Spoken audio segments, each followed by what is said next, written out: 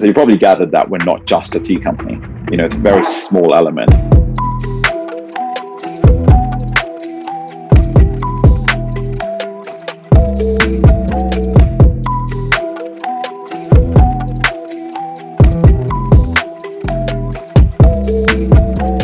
I'm Pranav Chopra. I'm the CEO and founder of NEMI Teas, which is a London-based specialist tea company and a registered social enterprise.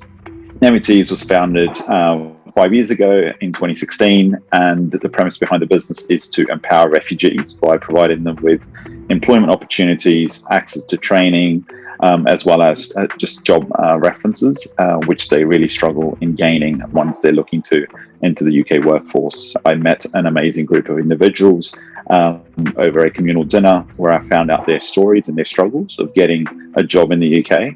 At the time, I was doing a corporate job, and just listening to their struggles and sort of, them being in a position of a catch-22 where they were getting knocked back for the reason that they didn't have any local work experience. And their struggles are like, how is anyone going to basically give them that first job experience? So that's where I decided to actually set up NEMI Teas. So that's the premise behind the enterprise itself. It was actually set up to tackle a social problem that that refugees face in the UK. So there was no tea company that existed. So we're using business to solve an issue. I've got Indian heritage, and chai is a big thing that we drink on a daily basis. And I've been living in London for about 10 years now, and came across that, lots of obviously Britishers go to India.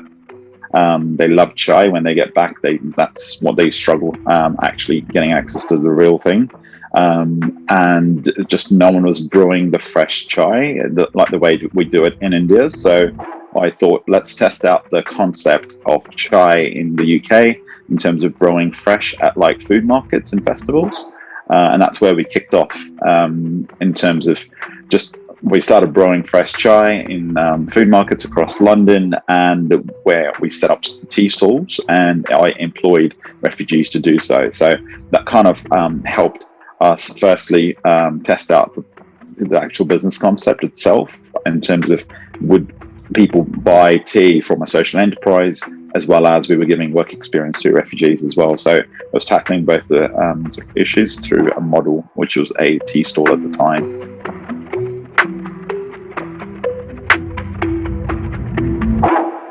Yeah, so COVID, good old COVID, basically March 16th was the day where I was like, I'm not sure what's going to happen, because for NEMI Teas, as I mentioned, the more tea we sell, the more refugees we can employ, and that comes through scale within a tea business. Obviously, yes, you can sell tea at retail, so in supermarkets. That's one way to scale, because that's huge volume. The other way is to go food service, which is catering side of the business, which is supplying our teas to like airports, hotels, large businesses, corporate offices, and that's the route we took.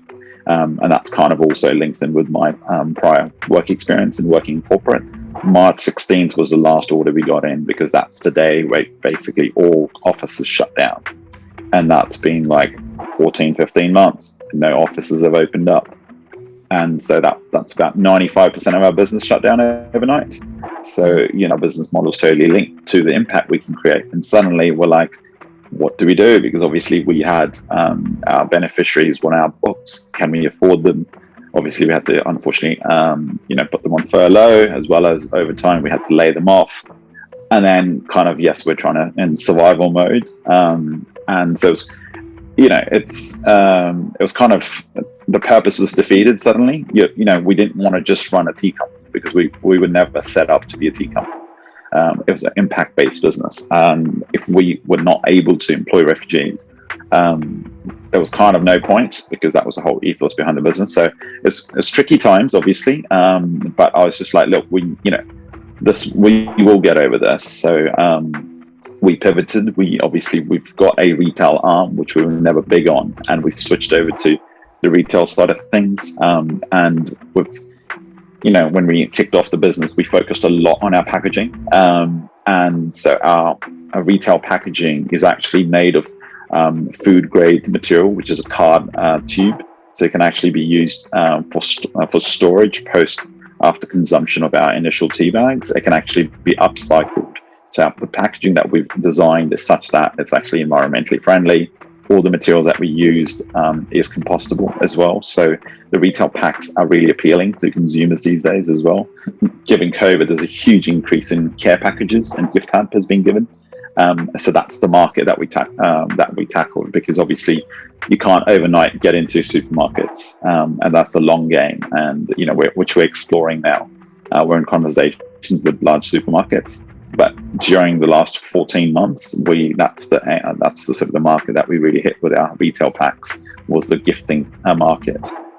So we've done quite well in that. So we're actually grown over COVID, which has been great. So we've been able to rehire some staff. And we'll push along. And as things open up in the UK, hopefully the wholesale sort of the food service business comes back on track. With corporates opening up, as well as sort of cafes and restaurants opening up, because we do supply our teas to over 300 cafes and delis across the UK. So, that's really helped us sustain our business. But obviously during COVID, cafes do takeaway drinks. Not many people want to do takeaway tea. So, as you can imagine, so the tea sales obviously through sort of cafes have been slow, but look, I think we've done quite well to sustain ourselves, to actually grow within COVID, and also get back our staff on board. So initially we used to employ refugees within our warehouse. They do a lot of the packing and distribution of it. We used to obviously lease a London a warehouse from someone else, and that warehouse company was like, look, COVID's here, we can't have any external staff coming in. So suddenly, obviously, look, everyone's faced challenges. Those are some of our challenges, because suddenly, like, someone else is not allowing us to basically come into the warehouse. So we're like, suddenly we can't employ the refugees. So what do we do? So, so we supply our teas to lots of cafes. So we place a lot of our refugees to work in cafes now. So they're still on our books, but they're working as baristas in cafes around London. So we've done that because we're like, look, we obviously do not want to lay off staff. We can't employ them as we used to. So whilst we figure things out, let's get them back into employment.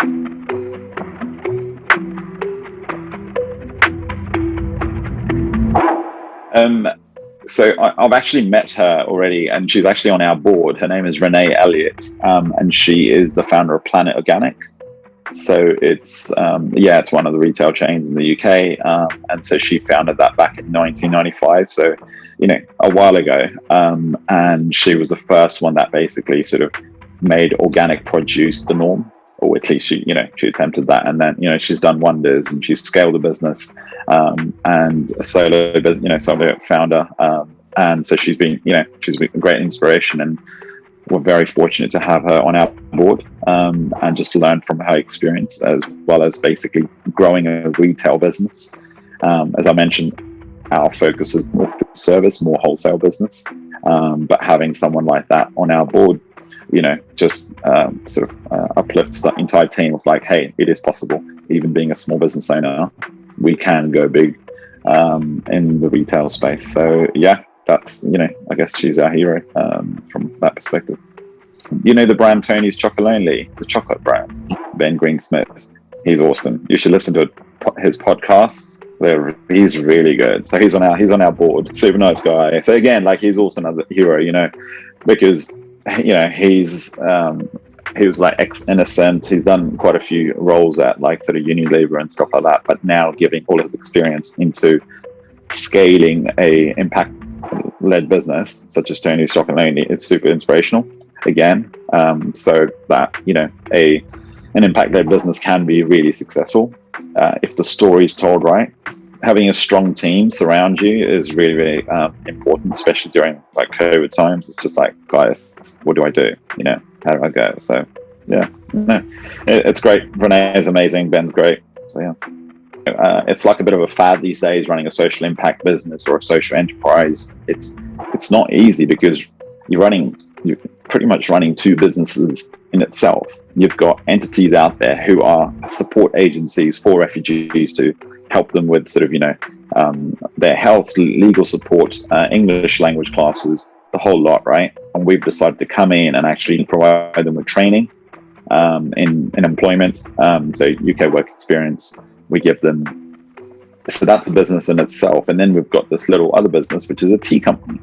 And we're taking on the likes of like Twinings and PG Tips and, really well-established players in the market, and trying to break into large corporates who have long-standing contracts that they've got no reason to change. So here we are, like a pretty much, a startup going in and establishing our brand and convincing the big, large caterers as well as large corporate clients that, hey, look, it's time to change. It's time to adapt to the new ways of actually having sustainable brands on board rather than the traditional price-led brands. So it's changing the notion, it's changing the sort of narrative, which we've had to do over the last 5 years now.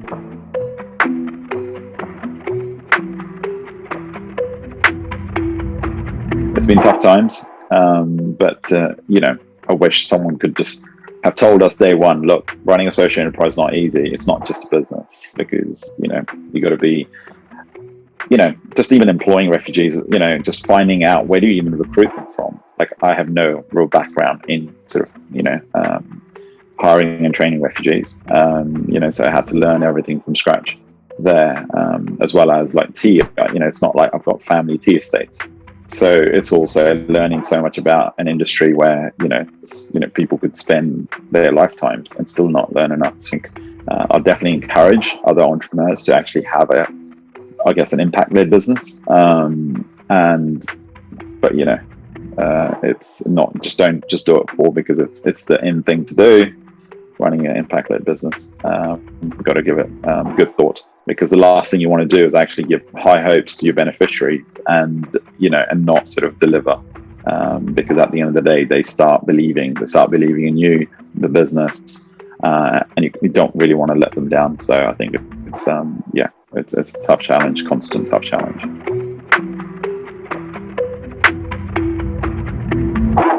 We've kept pushing along. And we'll continue to do so, and hopefully break the bias people tend to have against new migrants into the UK.